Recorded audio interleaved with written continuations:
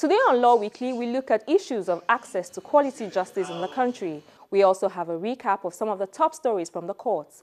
In our interview segment, we chat with the Managing Director of Law Pavilion, the ICT partner for the fast-approaching general elections of the Nigerian Bar Association. We talk about some of the key issues that lawyers have with the e-voting process. Hello and welcome to the program. I am Shola Sheyeli. The Chief Justice of Nigeria, Justice Mahmood Mohammed, wants Nigerians to refrain from the constant criticism of the judiciary and instead celebrate more of the positives from the bench. The constant criticisms have far-reaching negative implications on the entire country and has the potential to discourage foreign direct investments, which the country urgently needs right now. Justice Kudirat Kekereekun made this comment on behalf of the CJN at a public lecture held in Lagos recently. The lecture, which focused on the justice sector, was chaired by a retired justice of the Supreme Court and former chairman of the Independent Corrupt Practices Commission, Justice Emmanuel Ayola. Here's the report.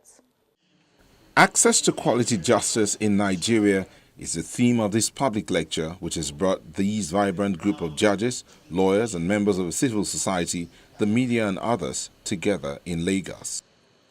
It's the maiden edition of a lecture series hosted by a non-partisan, non-governmental organization, United Action for Change, which the convener says is conceived to regularly engage stakeholders and experts in different sectors of the economy on various issues geared at national rebirth, to create a backroom channel for engagement with government while also enabling a platform for feedback mechanisms from the governed.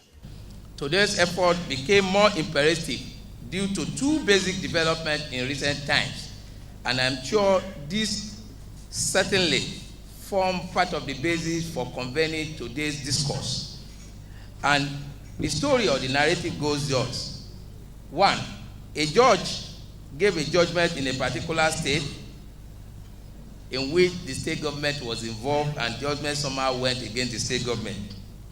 Unfortunately for the judge, some few months thereafter, the said judge fell ill and had to be operated upon abroad. Inevitably, funding had to be sourced, and the file ended up on the table of the chief executive of that state. Of course, you can imagine what could have happened.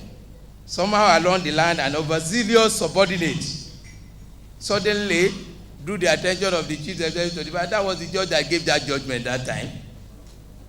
What now happened to that particular file? Of course, the governor was reported to have vindictively flung the judge files away as an enemy of the state. While the independence of the judiciary is important, it is equally imperative to examine the state of the judiciary itself in terms of not only the welfare, but in terms of the delivery. We are of the opinion that it is necessary to extract other stumbling blocks to access to quality justice, which might be in terms of corruption, as well as the attitude of the justice, as well as other administrative staff. These are part of the reason why this public lecture is organized, to ensure that the hallowed temple of justice is never desecrated in the interest of all of us.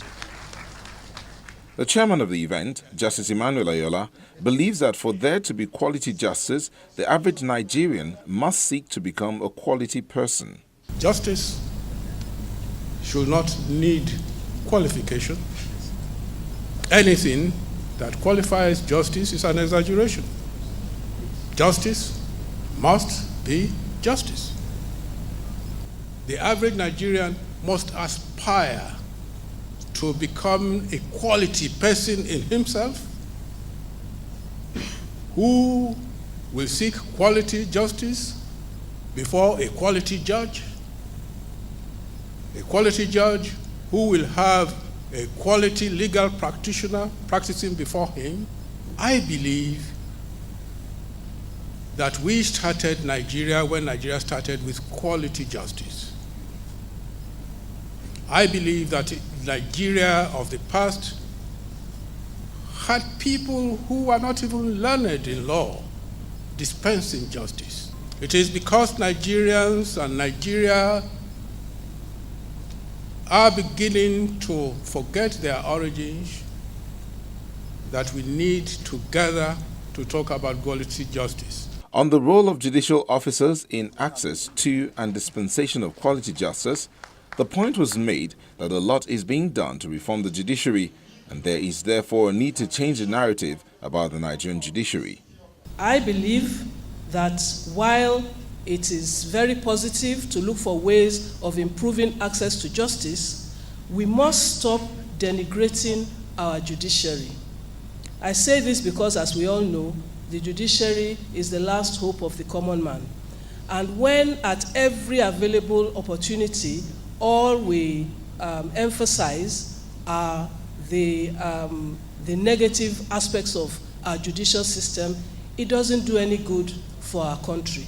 We know that there are problems, we will face those problems. But in this age of internet technology or communication technology, imagine anybody, a foreigner who wants to know about the Nigerian judiciary, they go onto the internet, most of the time what you find are all the things that are wrong. We are on a journey, there's a process, efforts are being made to improve, but I think it's also important to celebrate the things that are good about our judiciary. For the legal practitioners who contributed to the discussion, access to quality justice must go hand in hand with the issues of exit from justice. It is a known fact that Nigeria has had difficulty, great difficulty, in bringing to book wealthy people or politicians. You don't need any example. The examples are all there. You can see the trial of the Senate president. They're all there. No progress. And at least in that, we as lawyers, we should have the humility to accept that we are to blame. When I practice in England, nobody tells me how to delay because the timetable is the timetable. It's impossible for a judge to come for a day to sit and then I turn up and say I'm looking for an adjournment. It is impossible. I have no experience in almost 30 years of it happening. It is just not. So why is that inevitable in this society? The worst are those who write letters. They don't even have the humility to turn up. They write a letter to the court and say, I'm sorry, I'm in a superior court somewhere, I cannot attend. I don't know since when that became a reason not to turn up.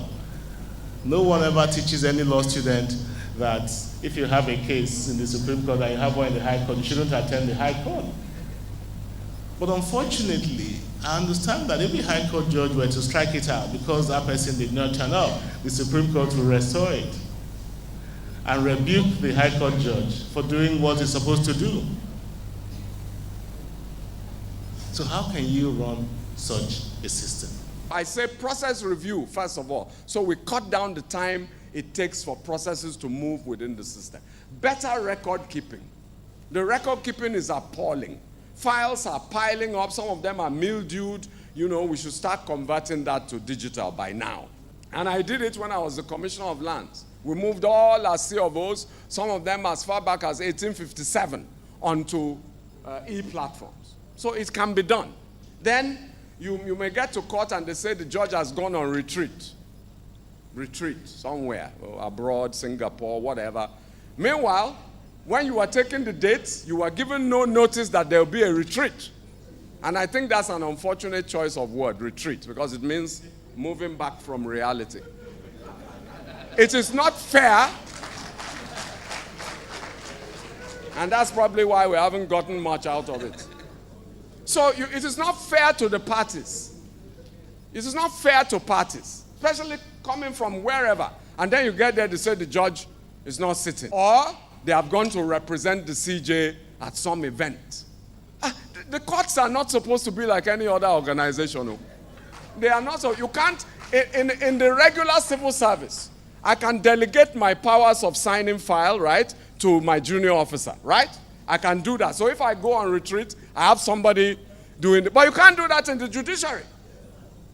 So we must be more conscious of the impact of certain administrative decisions that we take.